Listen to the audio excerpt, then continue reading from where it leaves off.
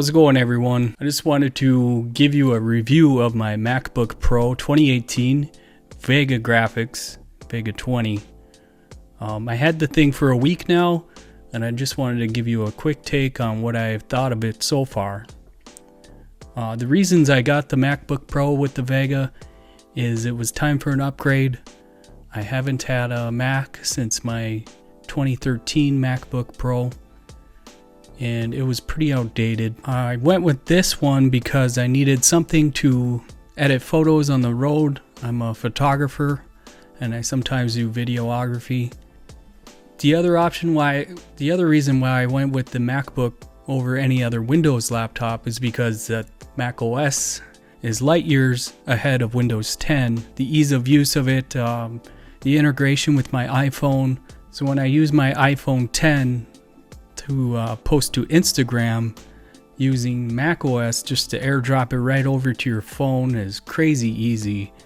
When I was using my Windows desktop, it was a lot trickier to get photos from the phone and back to the phone after I edit them and I wanted to repost them to Instagram. In Windows, I was using Adobe Premiere Pro. This MacBook with Vega and Final Cut Pro 10 handles 4K crazy easy. Everything renders buttery smooth. The playback in Final Cut 10 is amazing.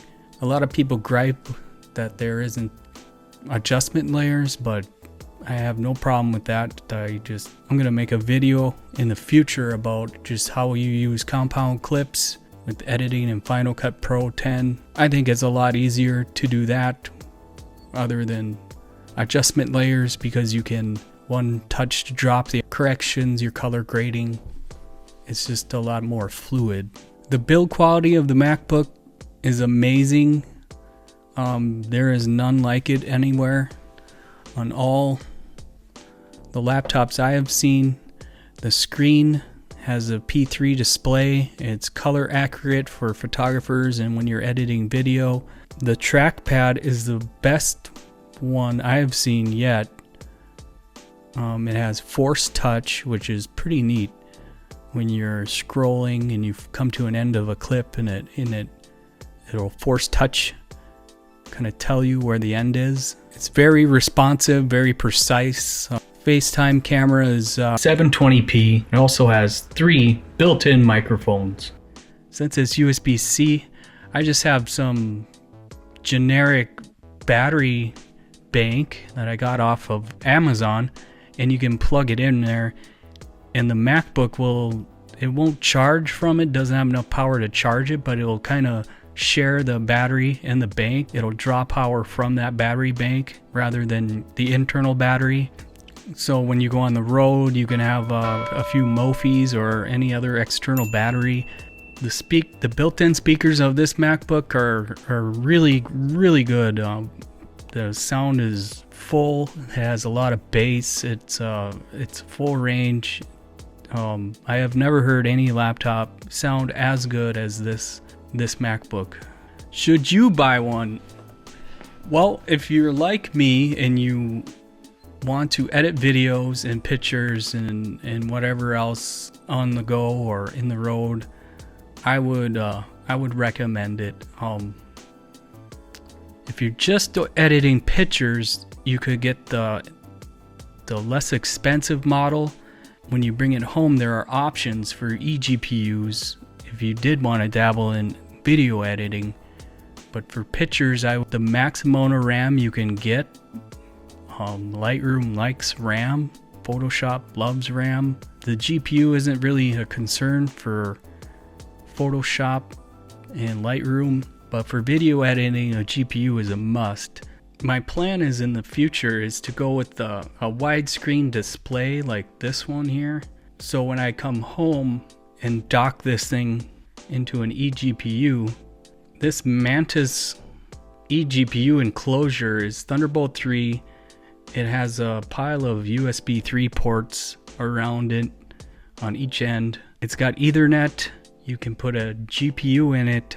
And the best part of this one is that it has a internal Sata slot, so you can put a SSD in there for your scratch disk if you're editing a lot of videos.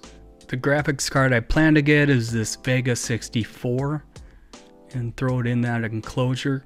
That'd be a great home docking station type setup to even edit faster. I've seen YouTube videos where this MacBook has beaten out a high clocked 8-core desktop with 2080 in it, and this one will render it faster because of Final Cut and its ability to use the full potential of the GPU. Premiere will use the integrated graphics if you have a powerful desktop. What I like about the Final Cut is it'll use the most powerful GPU to its fullest extent. I would also recommend going with another external GPU rather than the one that Apple is selling through Blackmagic Design. This one has a 580 Radeon Pro, which is quite old. Even the best one is only a Vega 56. It has USB ports, a couple Thunderbolt ports, but it doesn't have that internal SSD option, which you can store all your games on there. I like the idea of having a dedicated scratch disk from my MacBook Pro because Final Cut loves to use proxy files and render everything in Apple ProRes, which will eat up space quite fast. Anyways, I plan to make more videos about this laptop and how I edit videos and edit photos in Lightroom. Let me know if you want to hear or see anything else with this laptop.